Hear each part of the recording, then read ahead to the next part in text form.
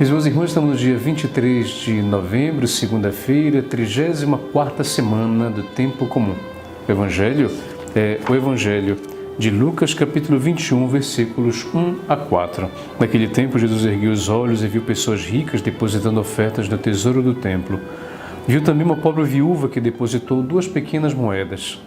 Diante disto, ele disse: em verdade vos digo que essa pobre viúva ofertou mais do que todos, pois todos eles depositaram como oferta feita a Deus aquilo que lhe sobrava. Mas a viúva, na sua pobreza, ofertou tudo quanto tinha para viver. Palavra da salvação, glória a vós, Senhor.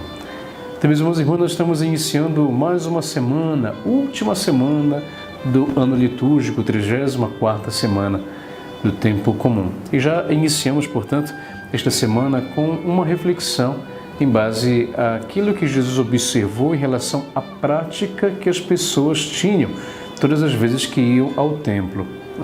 Vocês perceberam aqui, por exemplo, pessoas que iam ao templo e davam aquilo que sobrava. Vocês sabem, a oferta que se faz ao templo é um gesto concreto de materialidade para que se possa também conservar o templo, para que se possa manter o templo, as nossas igrejas, comunidades, desde a época de Jesus no templo, elas eram mantidas, elas eram conservadas graças às doações que as pessoas faziam. Assim também hoje nós fazemos isso também, com o nosso dízimo ou com as nossas ofertas, nós ajudamos as nossas igrejas, comunidades, para que elas possam se manter.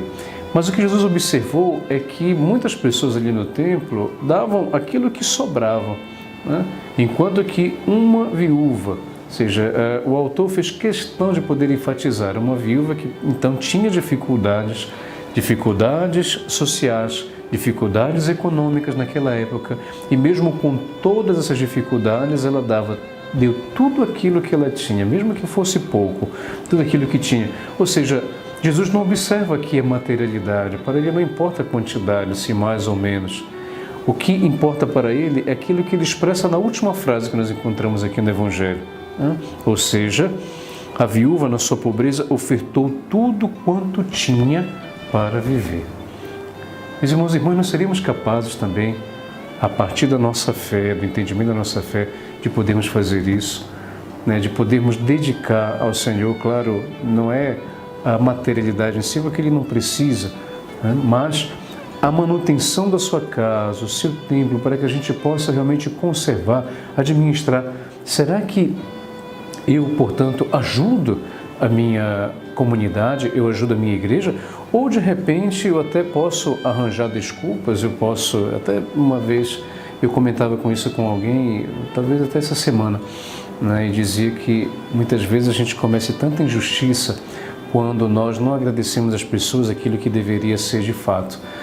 Por exemplo, a gente sabe que tem muitas pessoas voluntárias na vida da igreja, com a sua profissão, com a sua formação, e que ajudam de bom grado a igreja em determinadas situações. Mas, da nossa parte, é importante sempre agradecer, sim, o voluntariado, mas quando se pode, reconhecer o trabalho daquela pessoa naquilo que ela faz, para que dessa forma, então, ela possa realmente poder ser valorizada naquilo que ela é.